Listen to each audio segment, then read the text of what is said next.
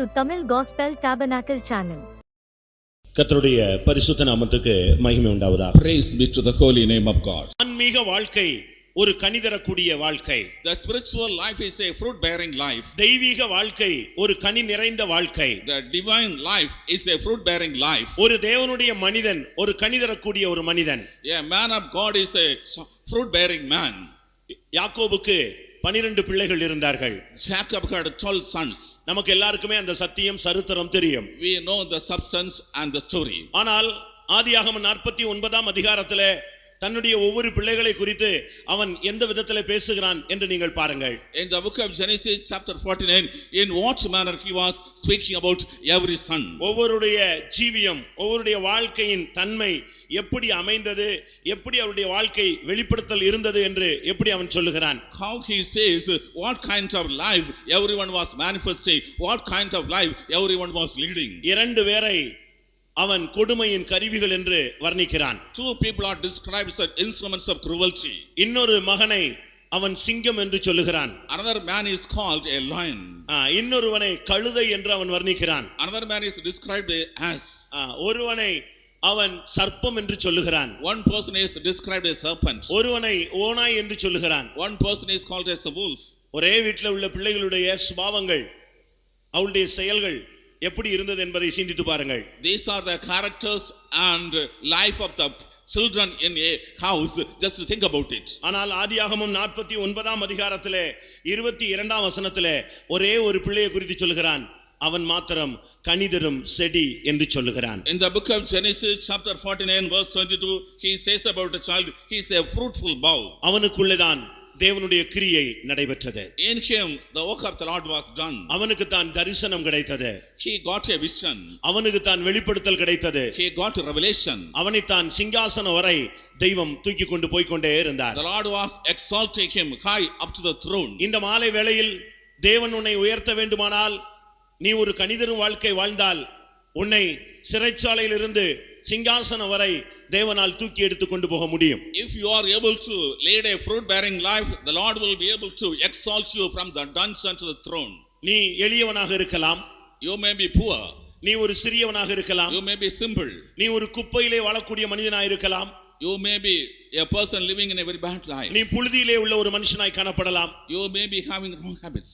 ஆனால் இன்றைக்கு நீங்கள் கனிதரும் வாழ்க்கையை வாழும்படியாக உங்களை நீங்கள் சமர்ப்பித்தால் கர்த்தர் மகிமையான சிங்காசனம் வரை உங்களை கொண்டு செல்ல அவர் வல்லவராயிருக்கிறார். If you are able to submit yourself to lead a fruit bearing life, the Lord is capable of taking up to the throne.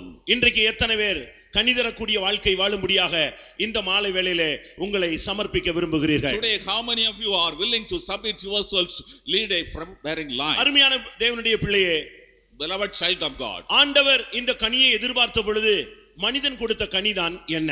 When God expected this fruit, what was the fruit that was given by man? ஆண்டவர் அவனிடத்தில் தெய்வீகத்தை எதிர்பார்த்த பொழுது அவன் கொடுத்த கனியை குறித்து ரோமருக்கு எழுதின நிருபம் 7ஆம் அதிகாரத்திலே வித்தியாசமான ஒரு வசனம் சொல்லப்பட்டிருக்கிறது. When the Lord was expecting divinity from man, in Romans chapter 7, what he gave, it's a different thing. It is written. அவனிடத்திலிருந்து ஒரு நல்ல கனியை, ஒரு ருசிகரமான ஒரு வாழ்க்கையை, ஒரு அமைதி தங்கின வாழ்க்கையை ஆண்டவர் எதிர்பார்த்த பொழுது அவனுடைய வாழ்க்கையில் அவன் வெளிப்படுத்தினது ரோமர் 7:5 சொல்லி இருக்கிறது, பாவ இச்சை மரணத்துக்கு ஏதுவான கனிகளை உண்டு பண்ணிட்டு என்று சொல்லி இருக்கிறார். When God was expecting fruit bearing life from humanity, and when the Lord was expecting that he should lead a life of divinity, in Romans chapter 7 verse 5 it is written, he was living in the motions of sin. ஆண்டவர் எதிர்பார்க்கிற கனி அது தெய்வீகமானது. நான் அதை குறித்து பின்னாக உங்களுக்கு பேசுகிறேன். ஆனால் மனிதனிடத்திலே அன்றைக்கு வெளிப்பட்ட கனி மரணத்துக்கு ஏதுவான கனி என்று சொல்லப்பட்டிருக்கிறது. The fruits expected by God or divinity, later I will explain, but the fruit that was revealed by mankind was the motion sun which causes death. அன்றைக்கு கனியை தேடி குமாரன் வந்தது போலவே இன்றைக்கும் கூட தம்முடைய ஜனத்தில் கனியை தேடி ஆண்டவராகிய இயேசு கிறிஸ்து இந்த மாலை வேளையிலே இங்கே கடந்து வந்திருக்கிறார். Just like that today the son came seeking fruit, today evening also Lord Jesus Christ came here seeking fruit from you. ஆனால் இங்கே மனிதன் வெளிப்படுத்தக்கூடிய தன்மை என்ன?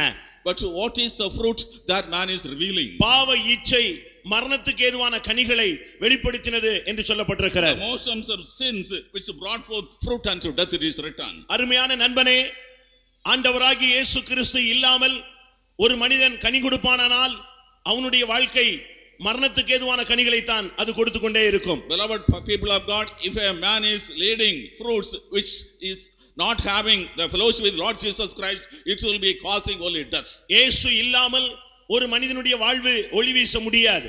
Without light, without Jesus Christ, a man cannot shine in his life. அதனால தான் யோவான் 15ஆம் அதிகாரத்திலே என்னை அல்லாமல் உங்களால் ஒன்றும் செய்யக்கூடாது என்று இயேசு பேசினார். In John's Gospel chapter 15, Jesus spoke, without me you cannot do anything. எந்த மனுஷனையும் பிரகாசிப்பிக்கிற அந்த மெய்யான ஒளி ஒரு மனிதனுடைய வாழ்க்கையிலே காணப்பட்டால் தான் அவன் ஜீவனுக்கு ஏதுவான ஒரு வாழ்க்கை வாழ முடியுமே தவிர மற்றபடி அவன் மரணத்துக்கு ஏதுவான ஒரு வாழ்க்கை தான் வாழ்ந்து கொண்டே இருப்பான். Only when the one who is illuminating, lightening every individual is in the life of a person, he will be able to lead a fruit bearing life. ஆண்டவர் இல்லாமல் ஒருவன் பயணப்பட்டால் அவன் தன் வாழ்வின் இலக்கை அடையவே முடியாது. If a man is journeying without God, he cannot reach his destination. ஆண்டவர் இல்லாமல் ஒரு மனிதன் அவனுடைய வாழ்வில் முன்னேற வேண்டும் என்று விரும்பினால் அவன் இருள் சூழ்ந்த வாழ்க்கையிலே சிக்கி தவிக்க ஆரம்பிப்பான். If a man is trying to progress without the Lord's presence, he will be entangled in a dark life. அதனால தான் வேதம் சொல்லுகிறது அவராலே அன்றி ரட்சிப்பு இல்லை என்று சொல்லப்பட்டிருக்கிறது. That is why the scriptures say except through him there is no salvation. மனுஷ ஜாதி ரட்சிக்கப்படும்படி இயேசு கிறிஸ்துவின் நாமமே அல்லாமல் வேறு ஒரு நாமமும் கட்டளையிடப்படவில்லை. Except the name of Jesus Christ, no other name has been commanded for the salvation of humanity. மனிதன் தேவனை விட்டு விலகின பொழுது அவனுக்குள்ளே உருவான கனிதான் மரணத்துக்கு ஏதுவான கனிகள். When man drifted away from God, the fruit that was formed in him was the fruit causing death. அருமையான சகோதரனே சகோதரியே, உன்னுடைய வாழ்வில் இந்த மரணத்துக்கு ஏதுவான கனிகள் இருக்கிறதா என்பதை ஒரு விசை சிந்தித்து பாருங்க. Beloved brother, sister, just a minute think whether there are fruits relating to death available in your life. பாவ இச்சை ஒரு மனிதனுக்குள் இருக்குமானால் அவனுக்குள்ளிருந்து வெளிப்படக்கூடிய கனி மரணத்துக்கு ஏதுவான ஒரு கனி. When the motions of sin are existing in the life of a person, the fruits that are coming out in his life are causing death. அவனுடைய செயல்கள் தான் கனி என்று அழைக்கப்படுகிறது. His actions are called the fruits. ரோமருக்கு எழுதின நிருபம் 1ஆம் அதிகாரம் 29ஆம் வசனத்திலிருந்து 33ஆம் வசனம் வரை நீங்கள் வாசித்து பார்த்தால் மரணத்துக்கு ஏதுவான ஒரு தவறான வாழ்க்கையினுடைய தன்மை அங்கே தெளிவாக சொல்லப்பட்டிருக்கிறது. In Romans chapter 4 verses 29 to 32, we are able to read what are the characters which are causing death in the life of a person. ரோமர் 1:29 இருந்து 32 வரை 23 குற்றங்கள் அங்கே சொல்லப்பட்டிருக்கிறது. இவைகள் அனைத்துமே மரணத்துக்கு ஏதுவான குற்றங்கள் என்று சொல்லப்பட்டிருக்கிறது. In Romans chapter 1 verses 29 to 30, 23 crimes are mentioned. These are the crimes which are causing death. இந்த தவறுகள் இந்த கனிகள் ஒரு மனிதனிலே இருக்குமானால் ஆண்டவர் அதை எதிர்பார்க்கிறாரா? If these wrongs and fruits are existing in the life of a person, is God expecting that from him? இந்த மாலை வேளையில் உன்னுடைய வாழ்வின் தன்மை எப்படி இருக்கிறது?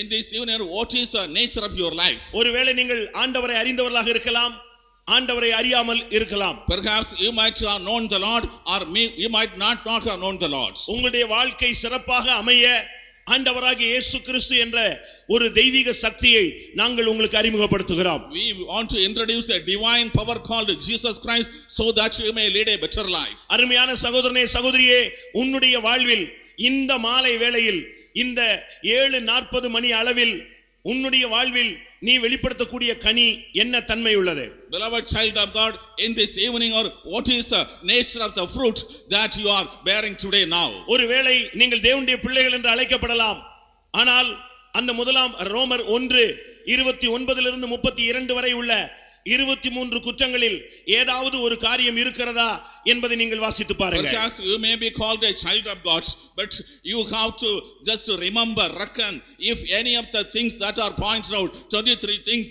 one is available in your life today. இந்த 23 காரியங்களில் எதையாவது ஒன்றை நீ வெளிப்படுத்திக் கொண்டு இன்றைக்கு நீ தேவ சந்நிதியிலே அமர்ந்திருந்தால் நீதான் ஆண்டவர் எதிர்பார்க்கிற அந்த கனியை கொடுக்காமல் மரணத்துக்கு ஏதுவான கனிகளை கொடுக்க நீ வந்திருக்கிறாய் என்பதை சிந்தித்துக்கொள். If you are revealing any one of the 23 items mentioned here, then you can be clear that you are not giving fruits which is expected by God, but you are not giving other kinds of fruits. வேதத்தை கையில் வைத்துக்கொண்டு நீங்கள் வஞ்சிக்கப்பட்டு போய்விடக் கூடாது. Keeping the Bible in your hand, you should not get deceived. இந்த 23 காரியங்களை செய்தவர்கள் மரணத்துக்கு ஏதுவானவர்கள் என்று வேதம் சொல்லுகிறது.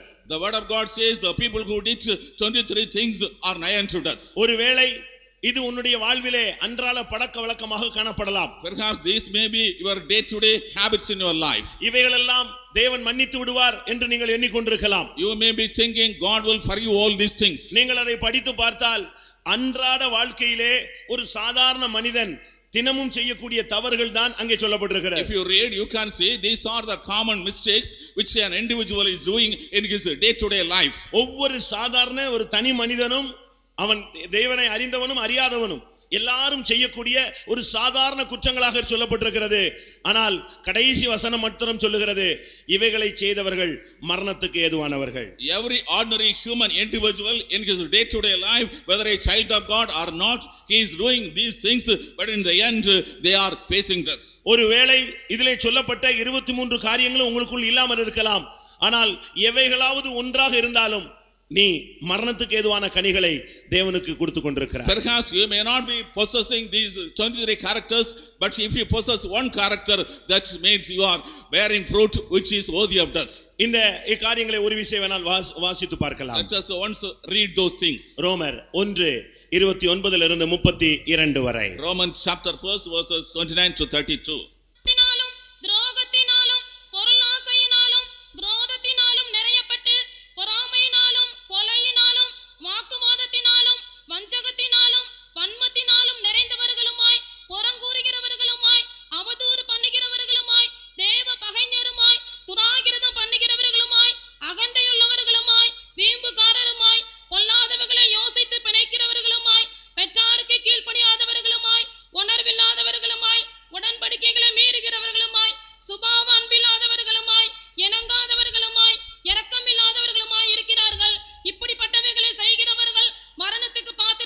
இப்படிப்பட்டவைகளை செய்கிறவர்கள் மரணத்துக்கு பாத்திரவான்கள்.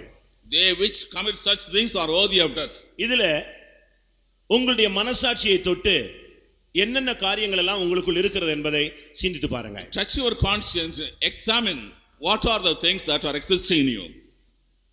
இந்த சொல்லப்பட்ட பட்டியலிலே ஏதாவது ஒன்று இருக்குமானால் நீ இயேசுவுக்கு என்ன கனி கொடுக்கிறாய் என்பதை நீ சிந்தித்து பார். If in the list that is read, if one thing is available of, what kind of fruits you are bearing unto Jesus. ஏசாயா தீர்க்கதரிசன புத்தகம் 5ஆம் அதிகாரத்திலே ஒரு மனிதன் நற்குல திராட்சை செடியை நாட்டி ஒரு கனியை எதிர்பார்த்து வந்தான். ஆனால் கடைசியிலே அது கொடுத்தது கசப்பான கனிகள் என்று சொல்லப்பட்டிருக்கிறது. In the prophetical book of Isaiah chapter 5 we are able to read, he planted good wine, but when expected good fruits, it was rendering sour fruits. இத்தனை வருஷ கிறிஸ்தவ வாழ்க்கையிலே நீ கொடுக்கக்கூடிய கனி என்ன? In these long years of Christian life, what is the fruit that you are bearing? ரட்சிக்கப்பட்டு இத்தனை வருடங்களுக்கு பின்பாக உன்னுடைய வாழ்க்கையிலே வெளிப்படக்கூடிய கனி என்ன? It is long that you got saved, but what is the fruit that is revealed in your life? பரிசுத்த ஆவியின் அபிஷேகத்தை பெற்ற நீ இந்த மாலை வேளையில் உன்னிடத்திலே தேவன் வந்து எதிர்பார்க்கும் பொழுது நீ கொடுக்கக்கூடிய கனியின் தன்மை என்ன என்பதை நீ சிந்தித்து பார். You have received the anointing of the Holy Spirit, but the God high above is expecting fruits. What kind of fruit you are revealing? Just examine it. ஏசாயா 5ஆம் அதிகாரம் 2ஆம் வசனத்திலே அடுத்த கனி கசப்பான கனிகள் என்று சொல்லப்பட்டிருக்கிறது. In the book of Isaiah chapter 5:2 it is described bitter fruit. ஆண்டவர் இன்றைக்கு உன்னிடத்திலே எதிர்பார்க்கும் பொழுது நீ என்னத்தை கொடுக்க போகிறாய்? When Lord is expecting from you, what kind of fruit you are going to give? அவர் உன்னிடத்திலே வேற எதையும் எதிர்பார்க்கவில்லை, ஒரு கனி தரக்கூடிய வாழ்க்கையை எதிர்பார்க்கிறார். ஆனால் நீயோ மரணத்துக்கு ஏதுவான கனிகளை கொடுத்துக்கொண்டு அடுத்து கசப்பான கனிகளை கொடுத்துக்கொண்டு நீ கர்த்தருடைய சமூகத்திலே உட்கார்ந்திருக்கிறாய். God is expecting a fruit bearing from life from you, but you are rendering bitter fruits and you are causing these things and sitting in the presence of God. உன்னுடைய தேவைகளை அவர் சந்தித்தார், He met all your needs. உனக்கு சுகத்தை நல்ல சுகத்தை கொடுத்தார். He has given you good health. உன்னுடைய ஜெபங்களுக்கெல்லாம் பதில் கொடுத்தார். He answered all your prayers. ஆபத்துகளிலிருந்து கர்த்தர் உன்னை விலக்கினார். He delivered from dangers. மரணத்துக்கு ஏதுவான கட்டுகளிலிருந்து தேவன் உன்னை விடுவித்தார். The Lord delivered from the bindings of death. எத்தனையோ பிரதிஷ்டைகளை உடைத்தாய், மறுபடியும் உன்னை நேசித்தார். You broke so many consecrations, yet the Lord loved you. ஆனால் எப்படியாயினும் நீ சரியாகி விடுவாய் என்று தேவன் எதிர்பார்த்தார். ஆனால் இந்த மாலை வேளையில் நீ மறுபடியும் கசப்பான கனியை கொடுக்கக்கூடியவனாய் ஆண்டவருடைய பிரசன்னத்திலே அமர்ந்திருக்கிறாய். But the Lord expected that somehow or other you will be all right, but this evening hour you are revealing the bad fruits and sitting in the presence of God. இந்த தூதை பேச நான் மிகவும் யோசித்தேன்.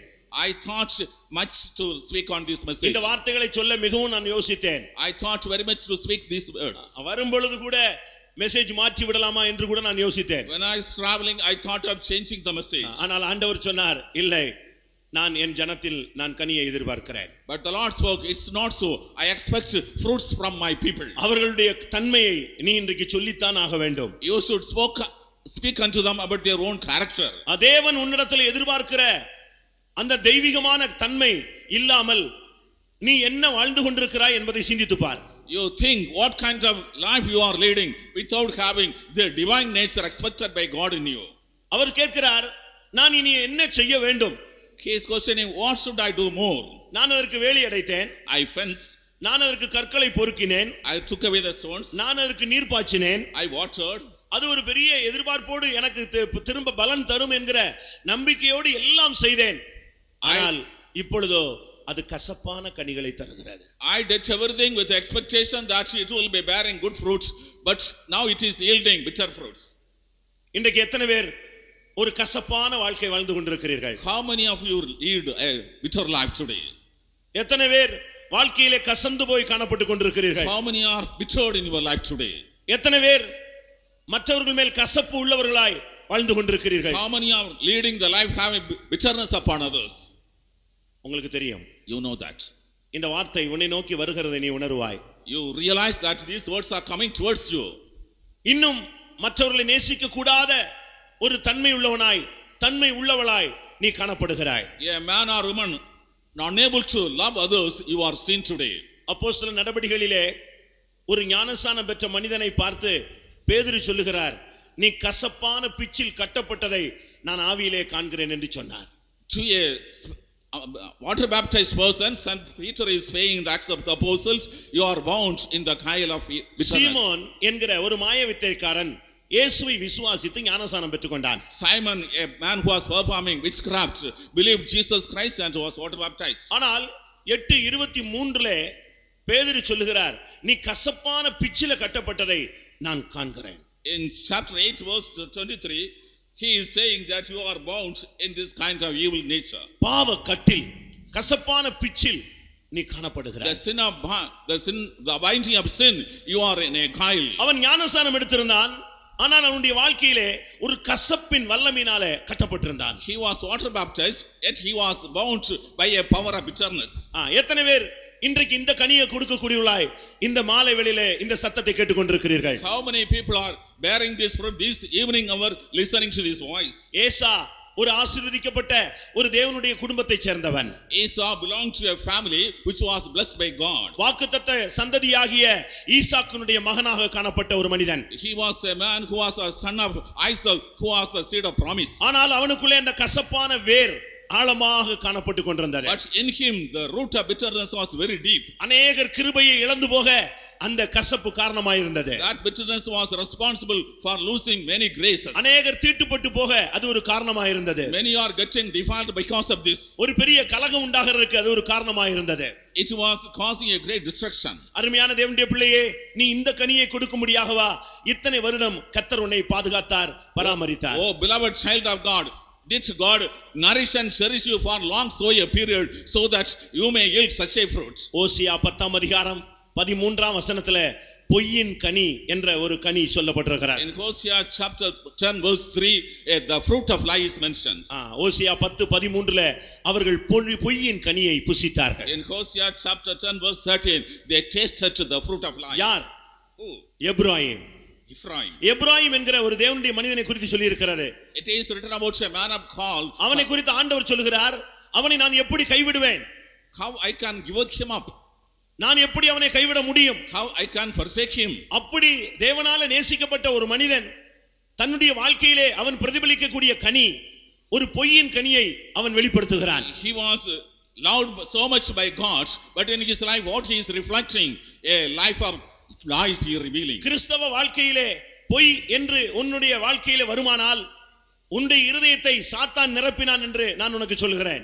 If there is a lie in your Christian life, that means Satan has filled your heart with that lie. எப்பொழுது ஒரு தேவனுடைய பிள்ளை பொய் பேசக்கூடியவனாய் மாறினானோ அவனுடைய இருதயத்தை சாத்தான் நிரப்பினான் என்று அப்போஸ்தலர் நடவடிக்கைகளை நாம் வாசிக்கிறோம். In Acts of the Apostles we read, when a man is speaking lies, Satan has filled his heart with lies. அப்போஸ்தலர் 5:3 சொல்லி இருக்கிறது, பரிசுத்த ஆவியினிடத்திலே பொய் சொல்ல சாத்தான் உன் இருதயத்தை நிரப்பினது என்ன என்ற ஒரு கேள்வி கேட்கப்பட்டிருக்கிறது. In Acts of the Apostles chapter 5 verse 3 it is written, why Satan has filled their heart to lie to the Holy Ghost. தேவனுடைய பிள்ளைகளுக்குள்ளே இல்லாவிட்டால் சத்தியத்தை அறிந்தவர்களுக்குள்ளே பொய் என்கிற ஒரு தன்மை போராடுமானால் சாத்தான் அவனுடைய இருதயத்தை நிரப்பி விட்டது என்று நீங்கள் புரிந்து கொள்ள வேண்டும். Among the people of God, the people who know the truth, if the lie is still in their life, that means God has filled your heart with lies. ஒருவேளை நீ சின்ன காரியங்களுக்கு கூட ஒரு பொய் பேசக்கூடியவனாய் காணப்படலாம். Perhaps you may be telling lies even for small things. இன்னைக்கு अनेகர் ஊழியர்களிடத்திலே பொய் சொல்லுகிறார்கள். Many are telling lies on the workers today. காணிக்கை விஷயத்திலேயே பொய் சொல்லுகிறார்கள். Even in the matter of offering they are telling lies. அதைத்தான் அப்போஸ்தலர் 5ஆம் அதிகாரத்திலே நாம் வாசித்தோம். In Acts of the Apostles chapter 5 we read, அனனியா சப்பீராள் ரெண்டு பேருமே காணிக்கை விஷயத்திலே பொய் சொல்லி அவர்களுடைய வாழ்க்கையிலே அவர்கள் பொய்யின் கனியை வெளிப்படுத்தி விட்டார்கள். Ananias, Sapphira told lies in the matter of offering, they were bearing the fruit of life in their life. இன்றைக்கு கனியை அவர் தேடுகிறார். The Lord is expecting ஒரு fruit. நல்ல கனியை எதிர்பார்க்கிறார். The Lord is expecting a good fruit. உனக்கு கொடுக்கப்பட்ட அபிஷேகம் ஒரு விலையேறப்பெற்ற ஒரு அபிஷேகம். The anointing that has been given unto you is a precious anointing. உனக்கு கிடைத்த அழைப்பு ஒரு விலையேறப்பெற்ற ஒரு பரம அழைப்பு. The call that you received is a precious call, a heavenly உனக்கு call. கொடுக்கப்பட்ட அந்த வெளிப்படுத்தல் ஒரு அருமையான ஒரு வெளிப்படுத்தல். The revelation that has given to you is a very good revelation. உனக்கு ஒரு கொடுக்கப்பட்ட தரிசனம் ஒரு நல்ல ஒரு தரிசனம். The vision that has been granted unto you is a very good vision. நீ அந்த தரிசனத்துக்கும் அந்த வெளிப்பாடுக்கும் அந்த பிரதிஷ்டைக்கும் ஒத்ததாக நீ வாழ்ந்தால் உன்னுடைய வாழ்க்கையை மிகவும் மகிமையாக தேவனால் மாற்ற முடியும். If you are able to lead a life conformable unto the vision, revelation and the truth, the Lord can change your life as glorious one. நான் உனக்கு சொல்லுகிறேன், உனக்கு கிடைத்த அபிஷேகம் இந்த தேசத்தை அசைக்கக்கூடிய ஒரு அபிஷேகம். I tell unto you, the anointing that you receive is the anointing which can shake this world. நீ இருக்கிற இடத்தை அசைக்கக்கூடிய ஒரு அபிஷேகத்தை கர்த்தர் உனக்கு கொடுத்தார். The Lord has anointing which can move the place where you are sitting. ஆனால் நீயோ தேவன் எதிர்பார்க்கிற அந்த கனியை இன்றும் வெளிப்படுத்த முடியாமல் தடுமாறி கொண்டிருக்கிறாய். But you are very much troubled, offended, not able to reveal the fruit that God is expecting. சூழ்நிலைகள் மத்தியிலே பாவ இச்சை உனக்குள்ளே மரணத்துக்கு ஏதுவான ஒரு கனியை கொண்டு வந்து விடுகிறது. In the midst of circumstances, the motions of sin are causing fruits which are worthy of death unto you. தேவனுடைய வல்லமையை நீ அனுபவித்தும் நீ இந்த விஷயத்திலே தடுமாறி விடுகிறாய். Even though you are experiencing the power of God, you are stumbled in this affair. உனக்கு ஒரு நிறைவான ஒரு தெய்வீக சக்தியை கொடுத்தார்.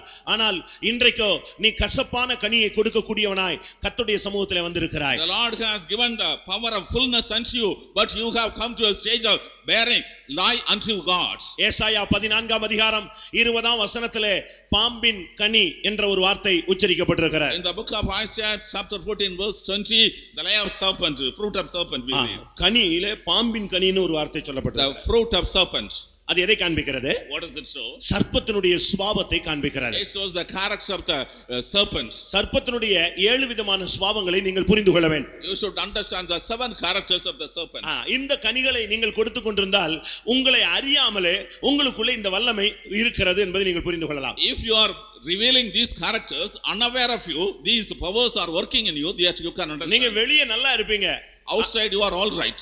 ஒருவேளை பைபிள்ல ஒரு 7-8 பைபிள் கையில இருக்கலாம். You might have studied the Bible many times. ஆனால் சுபாவங்கள் எப்படி இருக்கிறது என்பதை சிந்தித்து பாருங்க. But think, how are your characters today? சர்ப்பம் இன்றைக்கும் கிரியை செய்கிறதை நாம் பூமியிலே பார்க்கலாம். We can see the serpent working even today. பழைய பாம்பு என்று அவன் வர்ணிக்கப்படுகிறான். He is described as the old serpent. இந்த 7 தன்மைகள் ஒரு மனிதனிலிருந்து வெளிப்பட்டால் அவன் பாம்பின் கனி உள்ளவனாய் காணப்படுகிறான் என்று அர்த்தம். If these 7 characters are revealed from the life of a person, he is having the fruit of the serpent. ஒன்று தந்திரம், cunning.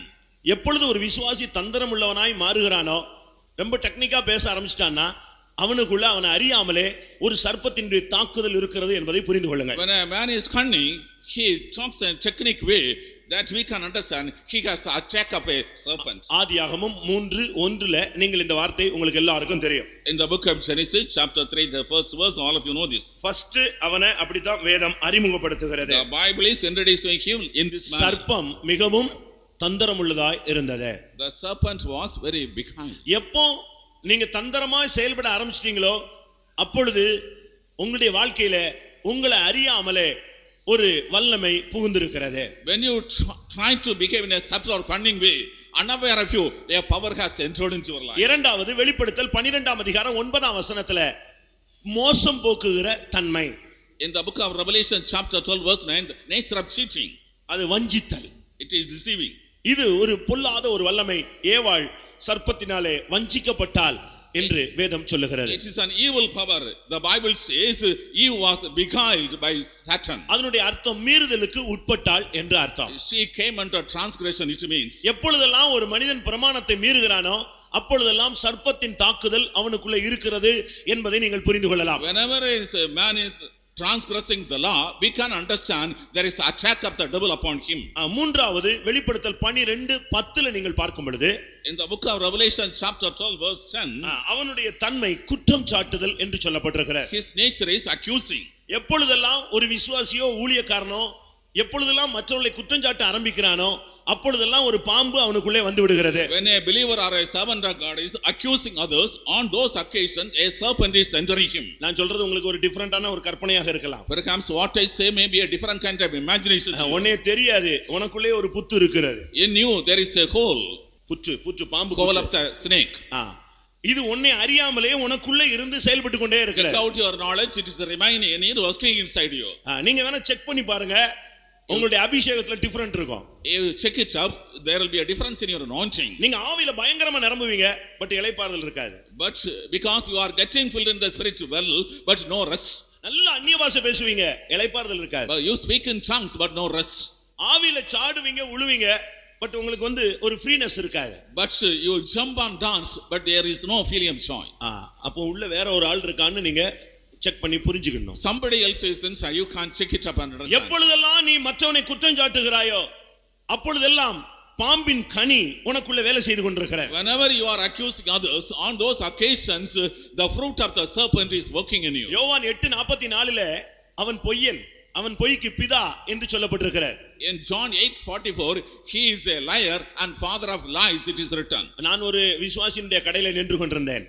I was standing in a shop before a believer. அப்பொழுது இன்னொரு ஆள்கிட்ட நம்முடைய விசுவாசி பேசிக் கொண்டிருந்தார். Our believer was talking to another person. அப்ப அவர் கேக்குறாரு எப்படிங்க பொய் சொல்றது அப்படினு சொல்றாரு. He asked how to tell lie. இவர் சொல்றாரு பிசினஸ்னா சில நேரங்கள்ல பொய் சொல்லலாம் அதுல ஒண்ணும் தப்பு இல்லன்னு சொல்றாரு. He says in business you can tell lies sometimes, it's not mistake. நான் அந்த பகுதியில நிக்கிறேன் அவர் இந்த பகுதியில இந்த பிரசங்கம் பண்ணிட்டு இருந்தார். I was standing on the other side, he was preaching from this side. நான் அவர் போன உடனே கூப்பிட்டேன் இது எங்கப்பா இந்த வசனம் இருக்கிறது. I called him and asked where is this verse.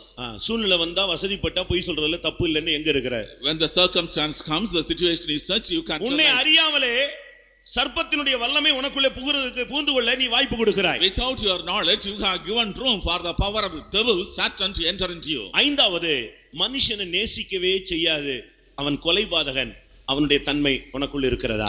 He will not be a loving man, he is a murderer. Are you having this nature in you? அதே யோவான் 8:44ல அடுத்த பகுதியில அந்த வார்த்தை வருகிறது. In John's Gospel 8 chapter 8 verse 41. இல்லாவிட்டால் 1 யோவான் 3ல இந்த வார்த்தை சொல்லப்பட்டிருக்கிறது. In 1 John chapter 3 it is repeated. புருஷனை நேசிக்க முடியவில்லையே. You are not able to love the husband. சொந்த மனைவியை நேசிக்க முடியவில்லையே. You are not able to love your own wife. தான் பெற்றெடுத்த பிள்ளைகளை நேசிக்க முடியவில்லையே. You are not able to love your own children. தன்னை பெற்றெடுத்த பெற்றோர்களை நேசிக்க முடியவில்லையே. You are not able to love your parents. ஏன் உடன் பிறந்த சகோதர சகோதரிகளை நேசிக்க முடியவில்லையே. You are not able to love your own brothers and sisters. ஒரே சபையில இருக்கிற விசுவாசிகளை நேசிக்க முடியவில்லையே. You are not able to love the members of the church. அருமையானவர்களே இதனுடைய தாக்குதல் தன்மை என்ன? What is the nature of this attack? இது அவனுடைய ஐந்தாவது கனி. This is the fifth fruit. அது உன்னை மனுஷ கொலைபாதகனாய் மாற்றுகிறது. It makes you a slayer of men. தன் சகோதரனை பகைக்கிற எவனும் மனுஷ கொலைபாதகனாய் இருக்கிறான். He that hates his brother a slayer of man. அவன் உனக்கு எவ்வளவுதான் உதவி செஞ்சாலும் உன்னால அவனை நேசிக்க முடியாது. Whatever amount of help he is rendering, you are not able to love him. 1 பேதுரு 5:8 பார்க்கும் பொழுது அவனுடைய 6வது தன்மை சுற்றுதல். In chapter 5 verse 8, his another nature is roaming about. எவனை விழுங்கலாமோ என்று வகை தேடி சுற்றுதல். He is roaming about whom he may devour. ஒரு விசுவாசி சுற்றவே கூடாது. A believer should not roam about. நான் அப்படிதான் பிரசங்கம் பண்ணி கொண்டு வருகிறேன். I am preaching about that. ஒரு விசுவாசிக்கு 3 spot. A believer has 3 characters. ஊழியக்காரனுக்கு 2 spot. 2, the servant 2. புரியுதா உங்களுக்கு எல்லாருக்கும்? Do you understand? ஒரு ஊழியக்காரன் இருக்க வேண்டிய 2 இடம் தான் இருக்கு. ஒரு விசுவாசி இருக்கிறது 3 இடம் தான் இருக்கு. In 3 places a believer can be, but a servant of God should be in 2 places. ஒரு விசுவாசியை பார்க்கணும்னா 3 இடத்துல பார்க்கலாம்.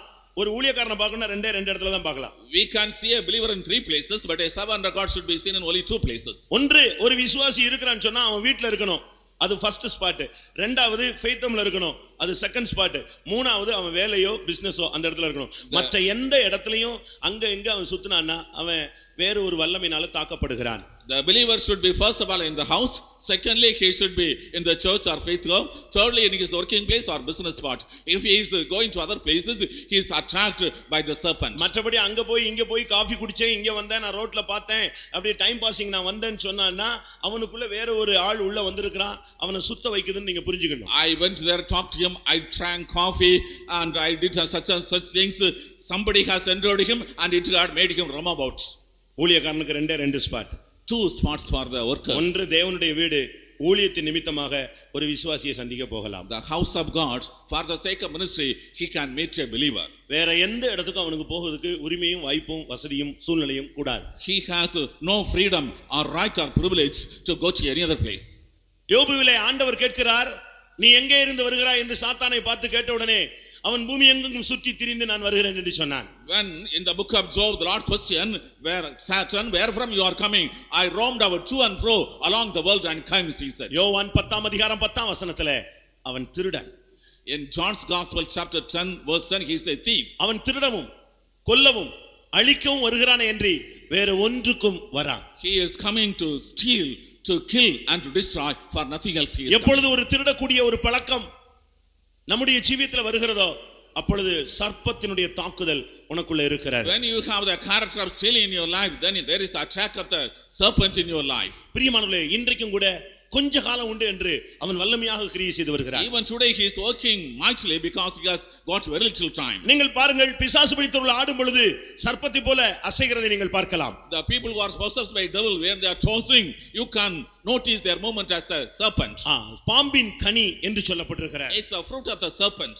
இன்றைக்கு எத்தனை பேருக்குள்ள இந்த பாம்பின் கனி காணப்படுகிறது? How many are possessing the fruit of the serpent? ஆண்டவர் எதிர்பார்த்து வந்த கனி என்ன, நீ கொடுக்கக்கூடிய கனி என்ன என்பதை இந்த மாலை வேளையிலே நீ சிந்தித்து பார். What is the fruit that is expected by God and what is the fruit they are yielding in this evening hour? You think about our it. எதிர்பார்க்கிறது ஒரு நல்ல நற்குல திராட்சை செடியாய் உன்னை நாட்டி உன்னிடத்திலிருந்து நல்ல கனியை எதிர்பார்க்கும் பொழுது நீயோ கசப்பும் பொய்யும் மரணத்துக்கு ஏதுவானதும் உன்னுடைய ஜீவியத்திலே பாம்பின் தன்மைகளையும் நீ வெளிப்படுத்திக் கொண்டிருக்கிறாய். The Lord has planted his choicest wine and he is expecting good fruit from you, but you are bearing all sorts of lie, the things of the serpent and the evil things. இன்றைக்கு இந்த தன்மைகளில் இருந்து இந்த கூட்டம் முடியறதற்குள்ளே நீ வெளியே வருவாயானால் உன்னுடைய வாழ்க்கை பிரகாசமாய் மாறும். If before this meeting ends, if you are able to come out of these characters, your life will be an illuminated life. இன்றைக்கு உன்னுடைய வாழ்வில் இந்த பாம்பின் தன்மையிலிருந்து நீ விடுதலை பெற வேண்டியது அவசியம். It is essential you should be delivered from the characters of this sin in this evening. இது யாரோ பிசாசு பிடிச்சவனுக்கு நான் பிரசங்கம் பண்ணுகிறது இல்ல, உனக்குள்ளே இருக்கிற மறைந்திருக்கிற தன்மையை ஆவியானவர் உனக்கு சுட்டி காட்டுகிறார். I am not preaching to a demon possessed person.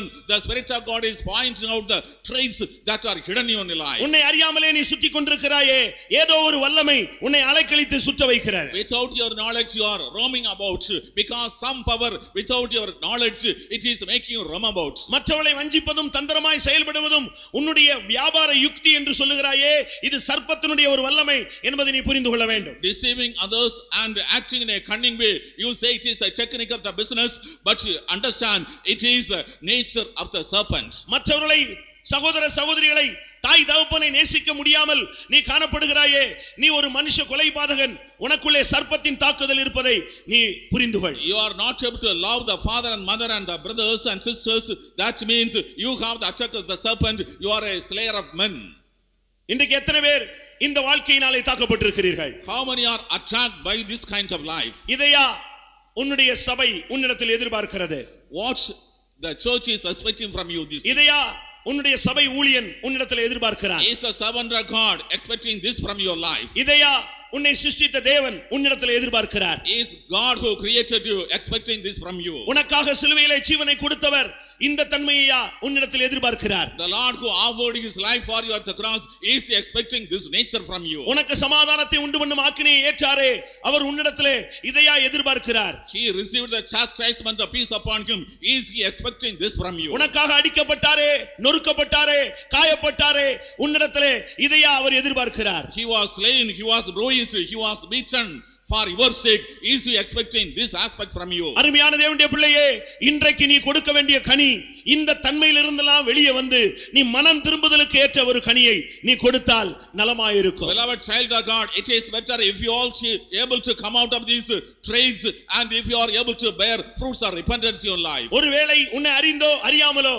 சூழ்நிலைகள் மத்தியிலே பலவிதமான வல்லமைகளினால் தாக்கப்பட்டு இப்படிப்பட்ட கனிகளுக்குள்ளே நீ சிக்கி இருக்கலாம். Knowingly or unknowingly, because of the situation, circumstances, by the attack of certain things, you are yielding such fruits today. ஒருவேளை என் தாய் என்னை பாவத்தில் கற்பம் தரித்தாள், நான் துர்க்குணத்தில் உருவானேன் என்று சொல்லி நீ உன்னுடைய தாய் தகப்பனை குறை சொல்லி நீ பாவத்திலேயே மூழ்கி கிடக்கலாம். My mother considered me, see, I was shapen in iniquity. Quoting this verse, perhaps you may try to continue in sin, accusing your parents. இன்றைக்கு இயேசு கிறிஸ்துவை விசுவாசித்து நீ ஆண்டவருடைய பாதத்திலே விழுவாயானால் உன்னுடைய எல்லா அக்கிரமத்தையும் நீக்கி உன்னை சுத்திகரிக்க அவர் வல்லமையுள்ளவராய் இருக்கிறார். Believing Lord Jesus Christ, if you are able to fall at his feet, he is able to cleanse and deliver you from all such wicked traits. ஆண்டவரே, இன்றைக்கு நீர் வருவீரானால் நான் உமக்கு ஏற்ற கனியை கொடுக்கவில்லை என்பதை நான் புரிந்து கொள்கிறேன். Lord, if at all you come today, I am able to realize I am not yielding fruits which is pleasing to you. ஆண்டவர் மனிதனுடைய வாழ்க்கை மிகவும் குறுகிய கால வாழ்க்கை. The life of a man is very short. ரொம்ப ஷார்ட் பீரியட்ல மனுஷனுடைய வாழ்க்கை போய்விடும். In a very short period a man ends his life. எப்பொழுது போகும்னா நமக்கு தெரியவே தெரியாது. We do not know when we will lose our end. திடீரென்று கூப்பிடுவார், போய் தான் ஆகணும். All of a sudden he will call, we have to go. எந்த நேரத்துல உன்னையோ என்னையோ அழைப்பார் என்று சொல்லவே முடியாது. We cannot predict what time God will call you unto me. ஒரு நிமிடத்திலே உன்னுடைய வாழ்க்கை இந்த பூலோகத்தை விட்டு முடிந்து போய்விடும். In a minute your life may come to an end. அந்த லாஸ்ட் மினிட்ல நீ என்ன கனி கொடுக்கிறாய் என்பதை வைத்துதான் உன்னுடைய அடுத்த நித்திய கட்ட வாழ்க்கையே அமைந்து விடுகிறது. In the last minute, what kind of fruit you are bearing, based upon this your eternal life is decided. இந்த கூட்டத்துல இப்பொழுது ஆண்டவர் வந்து உன்னிடத்துல கனியை எதிர்பார்த்தால் நீங்களும் நானும் என்ன கனியை கொடுப்போம்? If at all the Lord is expecting fruits from our life at that meeting, what kind of fruit you and I are rendering unto him? நீங்க யோசிச்சு பாருங்களேன். You think about it. எத்தனை பேர் மேல நமக்கு கசப்பு இருக்கிறது? And how many people you have bitterness? எத்தனை பேரை நம்மால் நேசிக்க முடியாமல் தடுமாறுகிறோம்? We are humbled. How many people unable to love? எத்தனை விஷயம் நாம் பொய்யர்களாய் மாறி போயிருக்கிறோம்? How many times we have become liars? எத்தனை விஷயம் மரணத்துக்கு எதுவான சுபாவங்களை நாம் வெளிப்படுத்தி இருக்கிறோம்? How many times we have revealed characters nigh to us? ஏதோ வந்தோம், கூட்டத்துக்கு வந்தோம், போனோம் என்று அல்ல. ஒருவேளை கர்த்தர் உன்னிடத்தில் எதிர்பார்க்கிற கனி இல்லாவிட்டால் நீ என்ன செய்வாய்? Simply I came to meeting and went, not so. If you are not possessing the fruits that Lord is expecting, what you will do? ஒரு தோட்டத்திலே வந்து அவர் தேடினார், ஆனால் அந்த மரத்துல கனியே இல்லை. In a one tree he came sought fruits, but there was no fruit. ரொம்ப துக்கப்பட்டார். He was much grieved. இன்னொரு இடத்துல அவர் கடைசியாக பெத்தானியாவுக்கு போகும் பொழுது ஒரு மரத்திலே அவர் கனி எதிர்பார்த்தார். Lastly when he went to Bethany, he expected fruit from a tree. ஆனால் அதுல கனியே இல்லை. There was no fruit in it. உடனே அப்படியே அதை சபித்து போட்டார். At once he cursed it. ஆனால் இன்னொரு இடத்துல அந்த மரத்துக்கு ஒரு வருஷம் கூட்டி கொடுக்கப்பட்டது. In another place it was granted one more year for that tree. இதே நாகர்கோவிலில் எத்தனையோ பேர் கனி கொடுக்காத பட்சத்தில் நியாயம் தீர்க்கப்பட்டார்கள். ஆனால் உனக்கு கர்த்தர் வருடங்களை கூட்டி கொடுத்து கொள்கிறார். In the same Nagarkoil many people did not bear fruits, but they have been judged, but God has added one more year into your life. அநேகரிடத்தில் கண்டிப்பை காட்டின தேவன் உன் பேரில் இரக்கமுள்ளவராய் இன்றைக்கும் இந்த மாலை வேளையிலே கிரியை செய்து கொண்டிருக்கிறார். The Lord was very strict towards certain people, but in the case of you, with loving kindness he is walking in our midst. இன்றைக்கு நீங்கள் யாராக இருந்தாலும் சரி, இந்த தவறான தன்மைகளில் இருந்து உங்களுடைய மனதை திருப்புங்க. Whoever you may be, turn your mind from these evil traits. இந்த கசப்பிலிருந்து இன்றைக்காவது நீங்கள் வெளியே வாருங்கள். At least today you come out from the bitterness. மரணத்துக்கு ஏதுவான குற்றங்களிலிருந்து இன்றைக்காவது நீங்கள் வெளியே வாருங்கள். From the crimes worthy of death, at least today you come out. சர்ப்பத்தின் தன்மைகளிலிருந்து இன்றைக்காவது நீங்கள் வெளியே வாருங்கள். From the characters of the serpent, at least today you come out. இந்த பொய்யான வாழ்க்கையிலிருந்து மாயையின் வாழ்க்கையிலிருந்து இன்றைக்காவது நீங்கள் வெளியே வாருங்கள். From this life of lies, from this life of vanity, at least come out today. இந்த கூட்டங்களின் வாயிலாக ஆண்டவர் உன்னை மனம் திரும்புதலுக்கென்று அவர் அழைக்கிறார். Through this meeting, the Lord is calling for you to repent. மத்தேயு எழுதின சுவிசேஷம் 3ஆம் அதிகாரம் 8ஆம் வசனத்திலே யோவான் ஸ்நானகன் சொல்லுகிறான், மனம் திரும்புதலுக்கு ஏற்ற கனிகளை கொடுங்கள் என்று சொல்லுகிறார். In Matthew's Gospel, chapter 3, verse 8, John the Baptist preaching, you bear fruit worthy of repentance. அவன் அந்த ஜனத்தினிடத்திலே ஒரு காரியத்தை எதிர்பார்த்தான், அது மனம் திரும்புதல். He was expecting one thing from those people, it was repentance. இதுவரை உன்னுடைய வாழ்க்கை எப்படி அமைந்தாலும் சரி, நீ எப்படி வாழ்ந்திருந்தாலும் சரி, இன்றைக்கு உனக்கு கிடைத்த இந்த நாளிலாகிலும் நீ மனம் திரும்பினால் நலமாயிருக்கும். Till now, what kind of life you might have, it doesn't matter. If at all this evening hour, if you are able to repent, it is better. தோல்வியான வாழ்க்கையிலிருந்து ஒரு வெற்றிகரமான வாழ்க்கைக்கு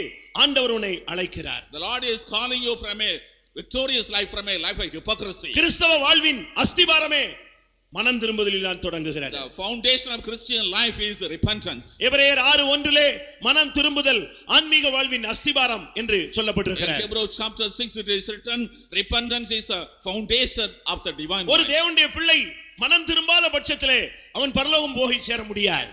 When a man is not able to repent, he cannot reach into the kingdom. மனம் திரும்புங்கள், பரலோக ராஜ்யம் சமீபித்திருக்கிறது. Repent, for the kingdom of God is at hand. ஒரு தேவனுடைய பிள்ளை தன்னுடைய மனதை இந்த 4 கனிகளில் இருந்தும் தெய்வீகத்துக்கு அவன் திருப்ப வேண்டியது அவசியம். It is essential a child of God to repent, turn his mind from these all traits towards the holiness and இந்த கூட்டத்திலே அருமையான தேவனுடைய பிள்ளையே, தேவன் உன்னிடத்தில் எதிர்பார்க்கிறது ஒரு மனம் திரும்புதலை. Beloved child of God, what the Lord expects you from this meeting is repentance. ஆண்டவர் உன்னிடத்தில் எதிர்பார்க்கிறது அந்த மனம் திரும்புதலை எதிர்பார்க்கிறார். The Lord is expecting that repentance in your life. ஒவ்வொரு நாளும் ஒரு தேவனுடைய பிள்ளைகளுக்குள்ளே நடைபெற வேண்டிய ஒரு முக்கியமான ஒரு அனுபவம். An important, very important experience which should take place every day in the life of a child of God. உன்னையும் என்னையும் அறியாமலே நமக்குள்ளே ஒரு இரத்த சுத்திகரிப்பு நடப்பதை நீங்கள் கேட்டிருக்கலாம். Without your knowledge and my knowledge, you might have understood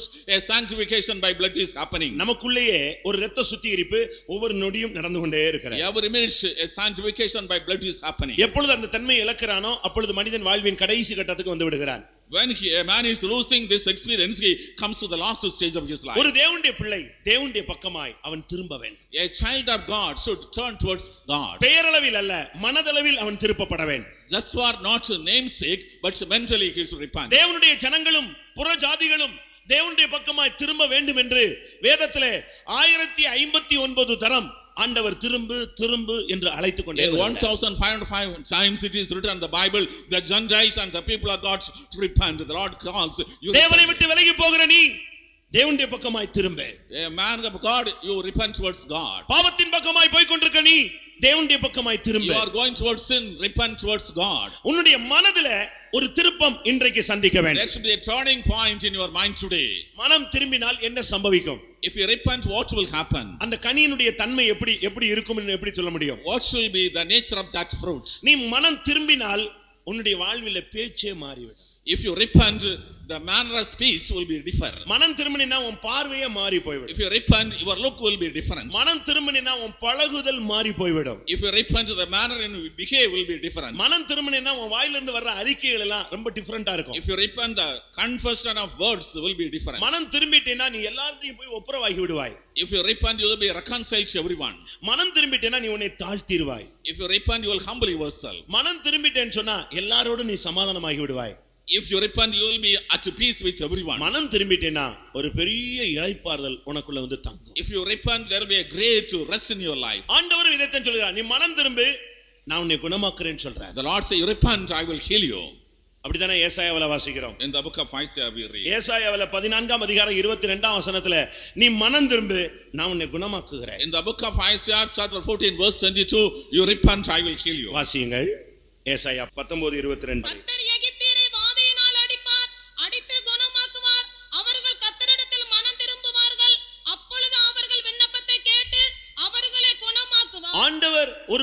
குணமாக்க மனம் திரும்புதல் ஒரு வாய்ப்பாக இருக்கிறது. If the Lord is to heal a person, repentance is the chance. எப்பொழுது ஏசாயா 19:22 இந்த வார்த்தை இருக்கிறது. The book of Isaiah chapter 19 verse 20. பிரியமானவர்களே, மனம் திரும்பினால் இன்றைக்கு இந்த கூட்டம் முடியறதுக்குள்ளே கர்த்தர் உன்னை சுகமாக்கி அனுப்பி விடுவார். If you repent before the meeting ends, God will heal you and send. உன்னுடைய வாழ்க்கையில சுகம் கிடைக்கிறதுக்கு ஒரு வாய்ப்பு மனம் திரும்புதல். It's opportunity for you to receive healing is repentance. உன்னுடைய கசப்பு, பொய், சர்ப்பத்தினுடைய தாக்குதல், மரண குற்றங்கள் இதைகள் இருந்து நீ மனம் திரும்பி விட்டாலே உன்னுடைய வாழ்க்கையில சுகம் கிடைத்துவிடும். If you repent from bitterness, lie, the attack of the serpent and other evil characters, you will be able to get healing.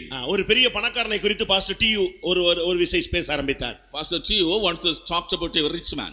அவனுக்கு எண்ணெய் கிணறுகள் இருந்தது. He had wells of oil.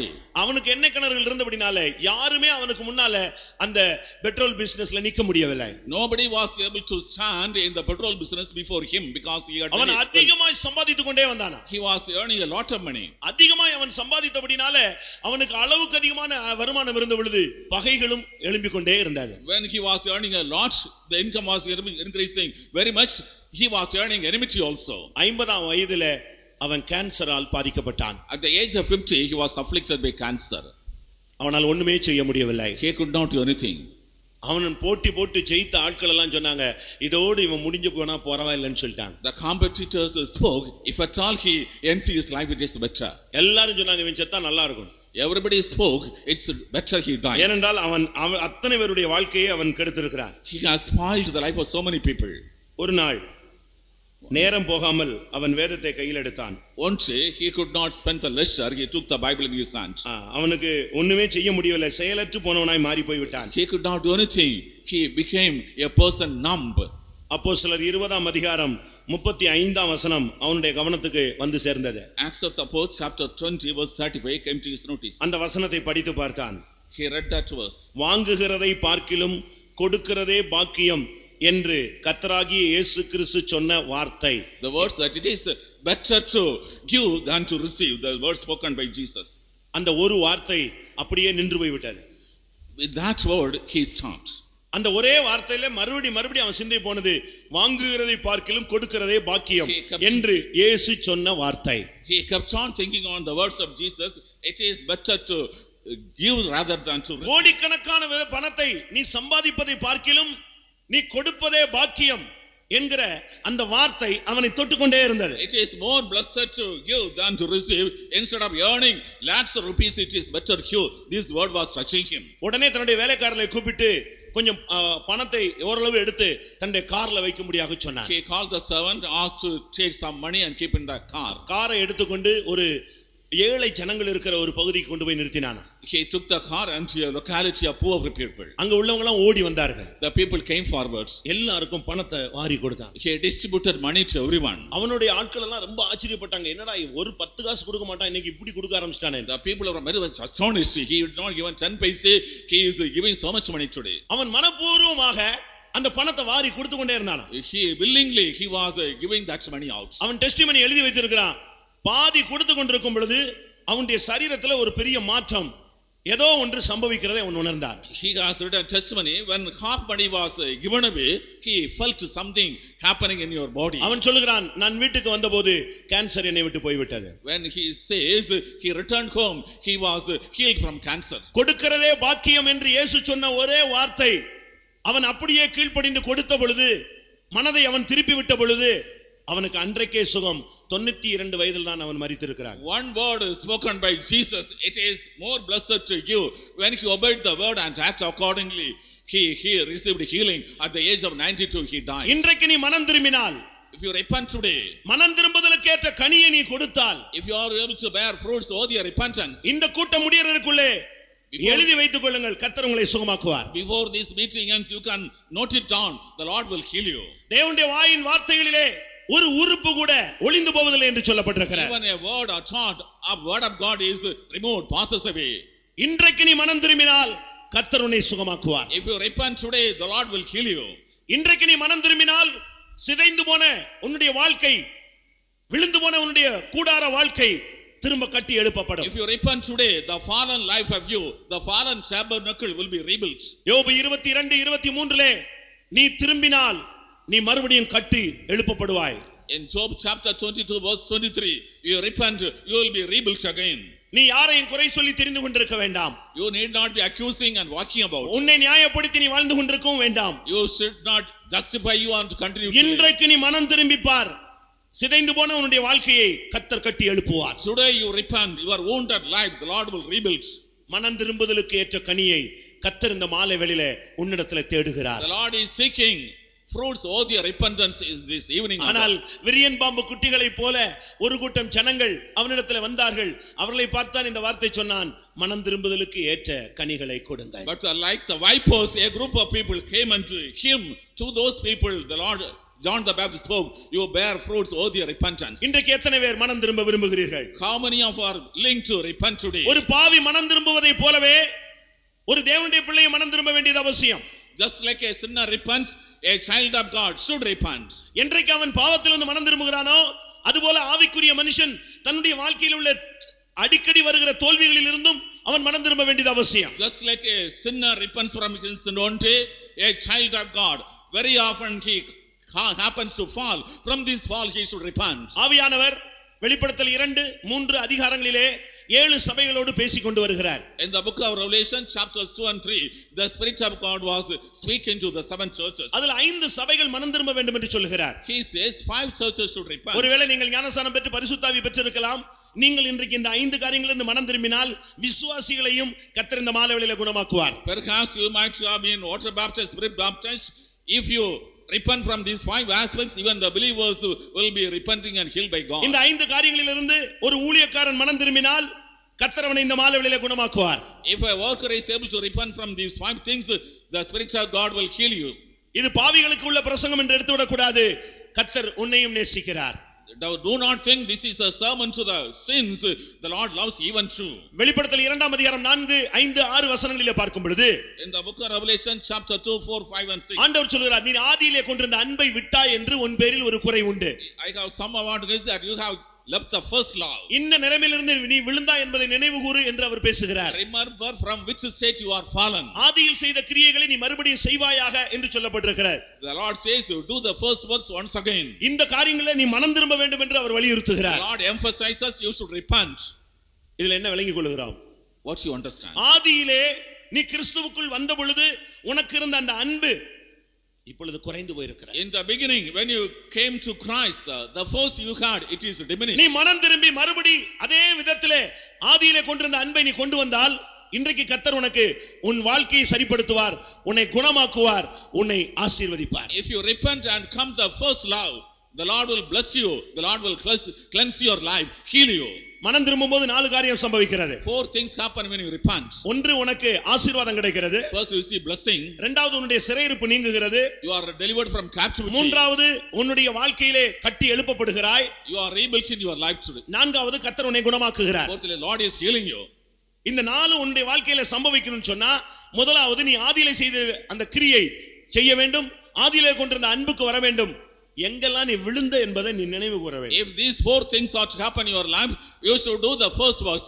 You should come to the first love. You should realize from which place you are fallen. உன் பிரதிஷ்டையிலிருந்து நீ விழுந்ததை சிந்தித்து பார். You think from which consecration you are fallen. கிருபையிலிருந்து நீ விழுந்து போனதை சிந்தித்து பார். You think that you are fallen from grace.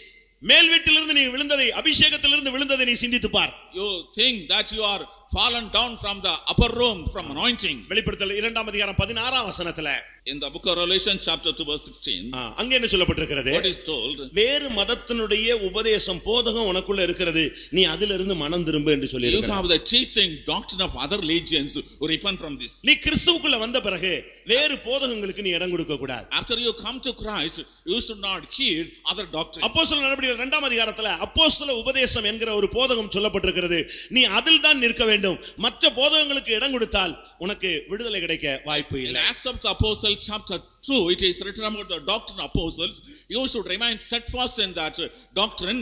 If you are just oscillating, you cannot get blessing. வெளிப்படுத்தல் 2 அதிகாரம் 20 வசனத்தை பார்க்கும் பொழுது Book of Revelation chapter 2 verse 20. மற்றவர்களை பாவம் செய்யக்கூடிய வைக்கக்கூடிய வாழ்க்கை உனக்குள்ள இருக்குமானால் நீ மனம் திரும்ப வேண்டும். If you have a life which is causing other people to commit sin, you should repent. அந்த சபையை குறித்து சொல்லும் பொழுது மனம் திரும்ப தவணை கொடுத்தாராம். regarding the church, he gave occasion to repent. வெளிப்படுத்தல் 3ஆம் அதிகாரத்துல பார்க்கும் பொழுது சுகபோக வாழ்வில் இருந்து நீ மனம் திரும்பி வெளியே வர வேண்டும். In chapter 3, from the luxurious life you should come out. நீ எப்படி கேட்டு தேவ சமூகத்தில் அபிஷேகத்தை பெற்றாய், ஆசீர்வாதத்தை பெற்றாய், சுகத்தை பெற்றாய் என்பதை ஒரு விசை நினைவு கூறு என்று சொல்லப்பட்டிருக்கிறது. It is written, in what manner you asked God and received blessing, healing and repentance. The Lord says you should remember. வெளிப்படுத்தல் 3:19ல வாசற்படியில் நின்று தட்டுகிறேன் என்று அவர் கூப்பிடுகிறார். He says, I am standing at the door and knocking at you. பிரியமானவர்களே, இன்றைக்கு நாம் மனம் திரும்பினால், மனம் திரும்புதலுக்கு ஏற்ற கனிகளை கொடுத்தால் ஆண்டவர் சந்தோஷப்படுவார். Beloved, if you repent today, we bear fruits worthy of repentance, Lord will be happy.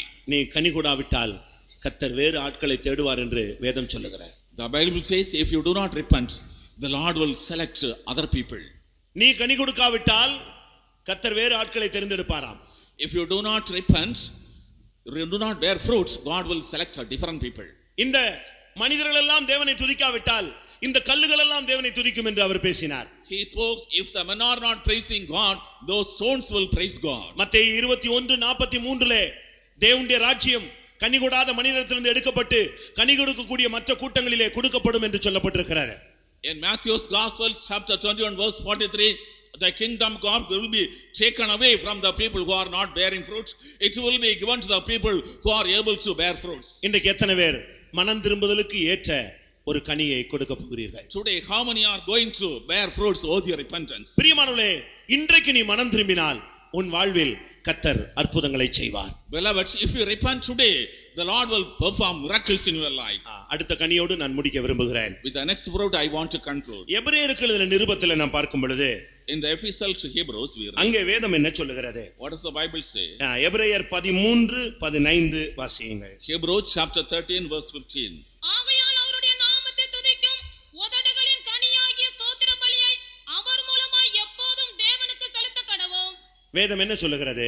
What does the word of God say? ஒன்று, மனம் திரும்புதலின் கனி, fruits of repentance. இரண்டாவது, அவர் உதடுகளின் கனியை ஒரு மனிதனிடத்திலே எதிர்பார்க்கிறார். The Lord is fruit of our lips from a man. ஒரு தேவனுடைய பிள்ளையினிடத்திலே அவர் எதிர்பார்க்கிறது இந்த கனியை தான். The Lord is expecting these fruits from a child of God. ஆவிக்குரிய தேவனுடைய ஜனங்கள் இந்த கனியை கொடுக்க அவர் எதிர்பார்க்கிறார். The Lord expects the spiritual people of God to bear these fruits.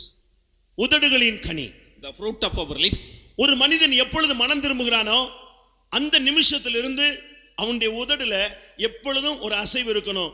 அது தேவனை துதித்தலாக இருக்க வேண்டும். From the time a man is repenting from sins, there should be a movement in his lips that is bearing the fruit of lips unto God. மனம் திரும்பின அந்த நிமிஷத்திலிருந்து அவனுடைய வாழ்விலே அது காணப்பட வேண்டியது அவசியம். From that time, moment he repents, this experience should be manifested in his life. இன்றைக்கு எத்தனை பேருடைய வாழ்க்கையிலே இந்த வாழ்க்கை காணப்படுகிறது? In how many people's life this experience is prevailing உங்களுடைய today? வாழ்க்கையிலே தேவனை துதிக்கிற அந்த தன்மை எவ்வளவு இருக்கிறது? How much experience of praising God you possess today? இன்றைக்கு अनेक தேவனுடைய பிள்ளைகளுடைய வாழ்க்கையிலே இது குறைந்து போயிருக்கிறது. In the life of many people of God, this is decreased. ஆவிக்குரிய தேவனுடைய ஜனங்கள் இந்த கனி இல்லாதபடியால் தான் வாழ்க்கையிலே अनेक நன்மைகளை அவர்கள் இழந்து போயிருக்கிறார்கள். The spiritual people of God, because they are not having these fruits, they have lost many things. மனம் திரும்பின பிறகு அடுத்து உன்னுடைய வாழ்க்கை முடிகிற வரை உன் வாயிலே உதடுகளின் கனி, அந்த தேவனை துதிக்கிற தன்மை இருந்து கொண்டே இருக்க வேண்டும். After you repent, till you end your life, this experience of bearing fruit of the lips, praising God should கர்த்தரை continue. துதிக்கும் துதி எப்பொழுதும் என்னுடைய வாயிலே இருக்கும். The praise of God will be always in my lips. இந்த ஜனத்தை நான் எனக்காக ஏற்படுத்தினேன், இவர்கள் என் துதியை சொல்லி வருவார்கள். I have ordained these people for me, they will tell forth my praises. பிரியமானவர்களே, இந்த கனியோடு தான் இப்பொழுது இந்த கூட்டம் முடிவடைய போகிறது. With this fruit, this meeting is coming to an end. உங்களுடைய வாழ்விலே எந்த சூழ்நிலையையும் இந்த துதியின் மூலமாக நீங்கள் மாற்றி விடலாம். Whatever situation you pass through, you can change your life through the power of praise. துதிக்கிற மனிதனை எந்த ஒரு சக்தியும் அசைக்க முடியாது. No power can move a person who is able to praise God. ஒரு மனிதன் தேவனை துதிக்க ஆரம்பித்தாலே கர்த்தர் அவனுக்காக கிரியை செய்ய ஆரம்பித்து விடுகிறார். When a man starts praising God, the Lord starts to work in his life. எப்பொழுது ஒரு மனிதன் தேவனை துதிக்க அவன் கடனாளியாக இருக்கிறான், ஸ்தோத்திரிக்க கடனாளியாக இருக்கிறான் என்று வேதம் சொல்லுகிறது. The word of God says a man is duty bound to praise and thank God. என்ன வியாதியோ பலவீனமோ எந்த போராட்டமோ நீ துதித்து பார், கர்த்தர் அற்புதங்களை செய்ய ஆரம்பித்து விடுவார். Whatever sickness, difficulty, affliction, you start praising God, the Lord will do miracles. நன்றி சொல்லக்கூடிய ஒரு வாழ்க்கை அவசியம். A life of thanking God we need. அது மிகவும் விலையேற பெற்ற ஒரு வாழ்க்கை. It's a precious life. 10 குஷ்டரோகிகள் இயேசுவினிடத்தில் வந்தார்கள். 10 lepers came unto Jesus. போய் ஆசாரியனிடத்தில் காண்பியுங்கள் என்று சொன்னார். The Lord said, you show unto the priest. போகும் வழியிலே ஒருவனுக்கு சுகம் கிடைத்து விட்டது. On the way they received healing. ஓடி வந்து ஆண்டவருடைய பாதத்தில் விழுந்து துதி செலுத்தினான். One person came and fell at the feet of Jesus and praised God. எத்தனை பேர் நீங்கள் துதித்து பழகி இருக்கிறீர்கள்? How many of starting praising? எத்தனை பேர் காலையில் எழுந்து துதித்து பழகி இருக்கிறீர்கள்? How many of get up early in the morning and praise God? எத்தனை பேர் மாலையிலே துதித்து பழகி இருக்கிறீர்கள்? How many of praise God in the evening? அந்தி சந்தி மத்தியான வேளைகளில் நான் உம்மை துதிப்பேன் என்று ஒரு மனிதன் சொன்னார்.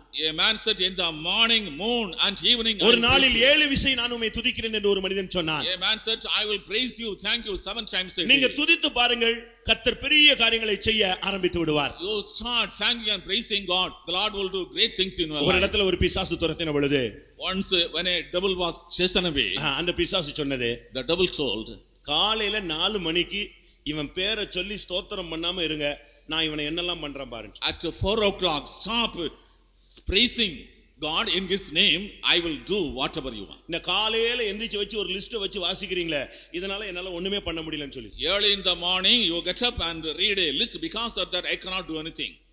நீங்கள் தேவனை துதிக்கிறீர்களா? Are you praising God? தேவனை துதியுங்கள், எல்லா பிசாசுகளும் ஓட ஆரம்பிக்கும். Praise the Lord, all the devils will flee.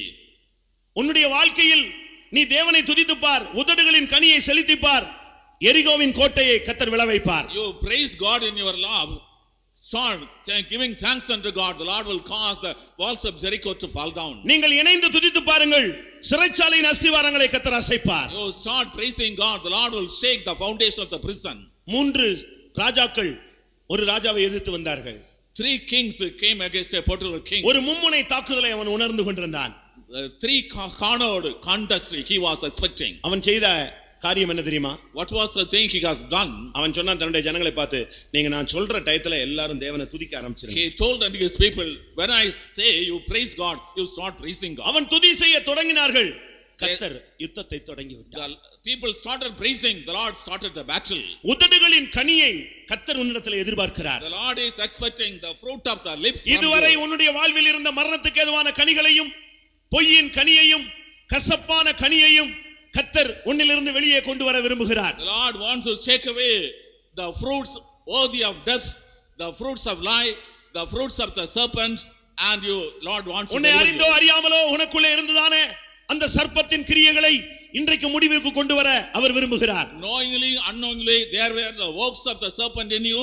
The Lord wants to take them away today. இன்றைக்கு இந்த மாலை வேளையில் நீ அவைகளிலிருந்து வெளியே வந்து மனம் திரும்புதலுக்கு ஏற்ற கனியை கொடுக்க அவர் உன்னிடத்தில் எதிர்பார்க்கிறார். The Lord expects that you should come out from these things and start bearing fruits of repentance. இரண்டாவது, அவர் உனக்காக யுத்தம் செய்ய, எரிகோவின் கோட்டைகளை உடைக்க, அஸ்திபாரங்களை அசைக்க அவர் உன்னிடத்திலே உதடுகளின் கனியை எதிர்பார்க்கிறார். He is expecting the fruits of lips from your life, so that he may fight for you, he may shake the foundation of the prison, he may fall the walls of Jericho to fall down. இன்றைக்கு எத்தனை பேர் தேவன் கிரியை செய்ய வேண்டும் என்று வந்திருக்கிறீர்கள்? How many of you desire that God should work in your life? ஆண்டவர் எனக்காக கிரியை செய்ய வேண்டும் என்று வந்திருக்கிறவர்கள் எல்லாரும் கண்களை மூடுங்கள். All the people who say Lord wants to give work in my life. அவர் இந்த மாலை வேளையில் உன்னிடத்தில் எதிர்பார்ப்பது மனம் திரும்புதலையும் உதடுகளின் கனியையும் அவர் எதிர்பார்க்கிறார். What the Lord expects from you is the repentance and the fruit of the lips.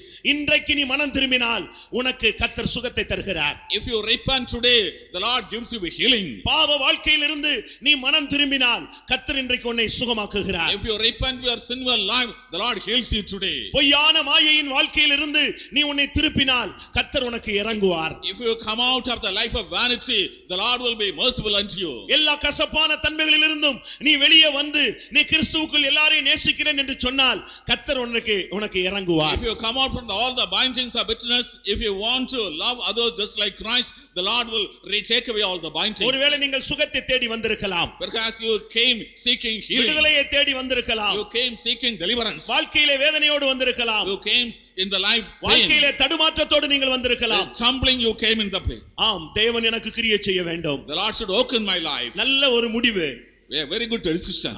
நீ இன்னைக்கு கர்த்தருடைய எதிர்பார்க்கிற அந்த கனிக்காக உன்னை நீ ஒப்பு கொடுப்பாயா? You submit, surrender yourself for the fruits that God expects from you. நீ இன்றைக்கு தேவனை துதிக்க முடிவெடுத்துக்கொள். கர்த்தர் உன் குடும்பத்துல அற்புதங்களை செய்ய போகிறார். You take a decision to praise God. The Lord will start doing miracles in your family. எல்லாரும் கண்களை மூடலாமா? Shall we close our eyes? தேவன் எனக்கு கிரியை செய்ய வேண்டும். நான் இன்றைக்கு உண்மையாகவே என்னுடைய தோல்விகரமான வாழ்க்கையிலிருந்து மனம் திரும்புகிறேன். இனிமேல் எனக்கு கிடைக்கக்கூடிய ஒவ்வொரு நிமிடமும் என் வாய் தேவனை துதித்துக் கொண்டே இருக்கும் என்று சொல்லுகிறவர்கள் கண்களை மூடி கரத்தை உயர்த்துங்க. The Lord should work in my life from this moment onwards. Every moment I should be bearing the fruits of the lips unto God. The people so such things, lift your hands. இது எழுப்புதல் கூட்டம் அல்ல, பிராக்டிகலா இப்போ உனக்கு விடுதலை கிடைக்க வேண்டிய ஒரு கூட்டம். This is not revival meeting, it's a meeting of practical life. நீங்க நினைக்கிறீங்களா? Are you thinking? இன்னும் நீங்க நல்லா விசுவாசிச்சீங்கன்னா இப்போ ஒரு பெரிய அசைவு உண்டாகும். அதோடு கட்டுகள் எல்லாம் அறுந்து போகும். உன் நாவுல இனிமேல் எந்த முறுமுறுப்பு கூட வராது. வாயில துதிக்கிற துதி மாத்திரம் தான் உண்டாகி கொண்டே இருக்கும். All the bindings will be taken away from you. Only the lips will be praising God that you can experience right now. எல்லாரும் கண்களை மூடி முழங்கால் படியிடலாம். Close your eyes and kneel down. உயர்த்தப்பட்ட உன்னுடைய கரத்தை கர்த்தர் தொட வேண்டும். The Lord wants to touch the lifted hand of you.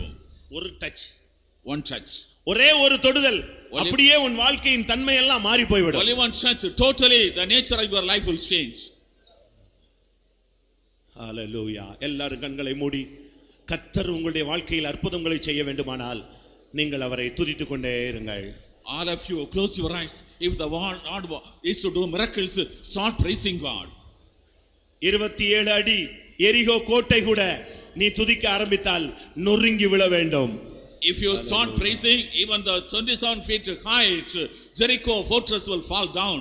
நீயும் சபையும் இணைந்து இப்போ துதிக்கும் பொழுது சத்துருவின் சிறைச்சாலையின் அஸ்திவாரங்கள் இப்பொழுதே அசைந்து எல்லாருடைய கட்டுகளும் கலந்து போக வேண்டும்.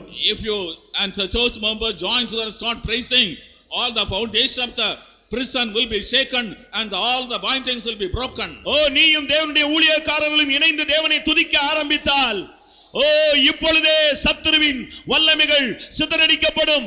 கர்த்தர் உன் யுத்தத்தை தொடங்க போகிறார். You and the servants of God join together, start praising. The Lord will bring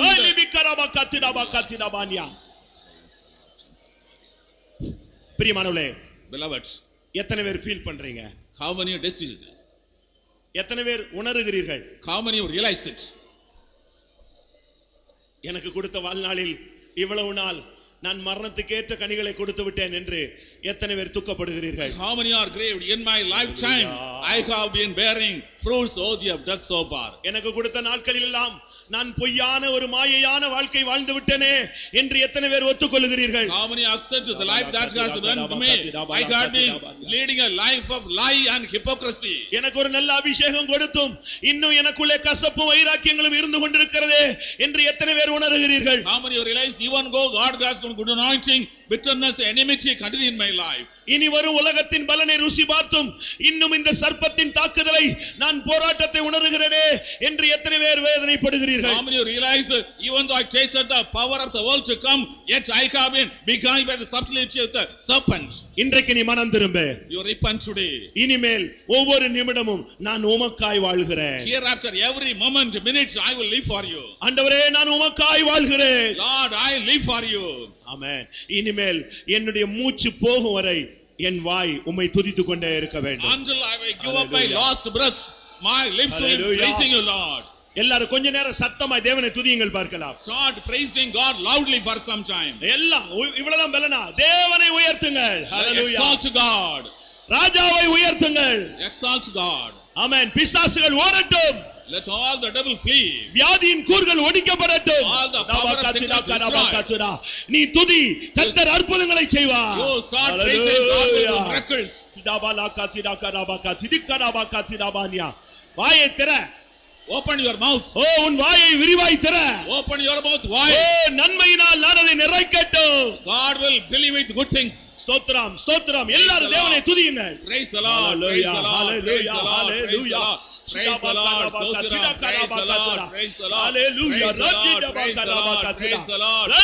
Praise the Lord. Praise the Lord. Praise the Lord. Praise the Lord. Praise the Lord. Praise the Lord. Praise the Lord. Praise the Lord. Praise the Lord. Praise the Lord. Praise the Lord. Praise the Lord. Praise the Lord. Praise the Lord. Praise the Lord. நீ துதிக்க ஆரம்பித்த உடனேயே, As soon as started praising, நீ முழங்கால முடக்கினியே, you knelt down. அந்த நம்பிக்கையோடு உதடுகளின் கனியை நீ செலுத்த தொடங்கினாயே, With the good hope, you started offering the fruits of lips. அந்த கரெக்ட் டைம் தான் கர்த்தர் வார் டிக்ளேர் பண்ற time. That is the right time when the Lord declares the war. உனக்காக கர்த்தர் யுத்தம் செய்ய அவர் எழும்பி இருக்கிறார். God has come down to fight for you. நீ உயிரோடு இருக்கும் நாளெல்லாம் ஒருவன் உனக்கு முன்பாக எதிர்த்து நிற்பதில்லை. As long as you are alive, nobody can stand against you. Hallelujah.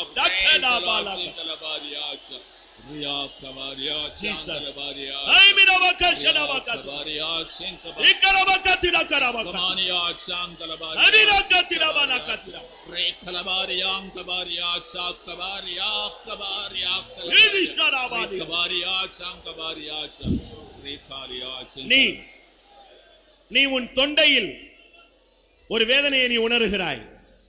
Perhaps you realize something in your throat. அடிக்கடி அந்த வேதனை வரும் பொழுதெல்லாம் நீ கஷ்டப்படுகிறாய். Whenever there is some pain, you are troubled very much.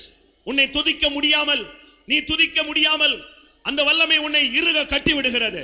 You are not able to praise, that power has bound you. ஓ, இப்பொழுது அந்த கட்டுகளை நான் அறுக்கிறேன். Right now I lose the bindings.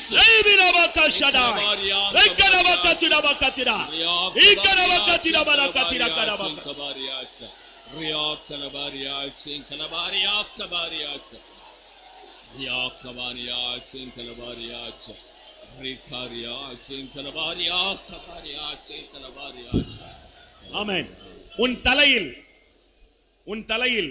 Your head, ஒரு நரம்பில் ஒரு வேதனையை நீ உணர்கிறாய். you feel a pain in your nerve. அது வரும் பொழுதெல்லாம் உன்னால் அதை தாங்கவே முடியவில்லை. Whenever you are afflicted, you are not to bear the pain. அதற்காக ஜெபித்தவர்கள் இது ஒரு சத்துருவின் தாக்குதல் என்று உன்னிடத்திலே சொல்லிவிட்டார்கள். The people who prayed said it is the attack of the devil. நீ பயந்து போனாய். You are afraid. இதோ நான் உன்னை குணமாக்குகிற கர்த்தர். I am the Lord who heals you. ஓ, நான் உன் பரிகாரியாகிய கர்த்தர். இபாலா பக்கரா பக்கத்திடா கரா பக்கத்திடா பாலா கஷத்ரா. இபாக்கரா பக்கத்திடா கரா பக்கத்திடா பாலி. ஹalleluya. இஷாபஹதினா பாலா பக்கரா. எக்கபலா பாலா பக்கத்திடா. இக்கரபலா கஷனா. Hallelujah. Hallelujah. Hallelujah. Hallelujah. Amen. எல்லாரும் ஆவியிலே ஆராதிக்கிறார்கள். All are worshiping in spirit. அந்நிய பாஷை பேசுகிறார்கள். They are speaking in tongues. எனக்கு அந்த அனுபவம் இல்லையே என்று நீ அங்கலாய்க்கிறாய். You are anxious. I do not have that experience. நீ இருக்கிற இடத்தில் உன் இரண்டு கரங்களை உயர்த்தி நீ தேவனை துதிப்பாயாக. அது போதும் தேவன் உனக்கு அற்புதங்களை செய்ய. From the place you are sitting, lift your hands and start praising God. God will do miracles in your life. இப்போ இங்க இருந்து இப்ப நம்ம போடுற அந்த துதியின் சத்தம் தேவ சந்நிதியிலே இப்ப எட்டணும். The voice of praise we offer should reach the presence of God now.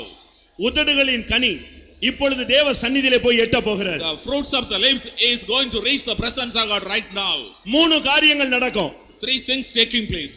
ஒன்று, உனக்கு முன்னால் இருக்கிற மதில்கள் எல்லாம் தடைகள் எல்லாம் உடையும். All the walls, all the hindrances are broken first. இரண்டாவது, எல்லா சிறைச்சாலை கட்டுகள் எல்லாம் அறுந்து போகும். All the captivity, all the bindings are broken. மூன்றாவது, கர்த்தர் உன் யுத்தத்துல முன்னால வந்து அவர் ஸ்டார்ட் பண்ணி உனக்கு ஜெயத்தை கொடுப்பார். Thirdly, the Lord comes in front of you and starts the battle and gives you victory. எல்லா ஊழியர்கள் விசுவாசிகள் எல்லாரும் ஒரு 2 நிமிஷம் ஆண்டவரை துதியுங்கள். All the workers and believers praise God for 2 minutes. பிசாசு ஓடட்டும். Let the devil flee. செய்வினைகள் கட்டவிழ்க்கப்படட்டும். All the powers which cannot demon. மந்திரவாதங்கள் முறியடிக்கப்படட்டும். Magic powers destroyed. ஓ, இயேசுவின் நாமம் உயர்த்தப்படட்டும். In the name of Jesus exalted. தேவனை துதியுங்கள். ஹalleluya. Hallelujah. இஸ்ரவேலின் துதிகளில் வாசமாயிருக்கிற தேவன். God who dwells in the praise of Israel. Hallelujah. Praise the Lord. Praise the Lord. Praise the Lord. Praise the Lord. Praise the Lord. Praise the Lord. Praise the Lord. Praise the Lord. Praise the Lord. Praise the Lord. Praise the Lord. Praise the Lord. Praise the Lord. Praise the Lord. Praise the Lord. Praise the Lord. Praise the Lord. Praise the Lord.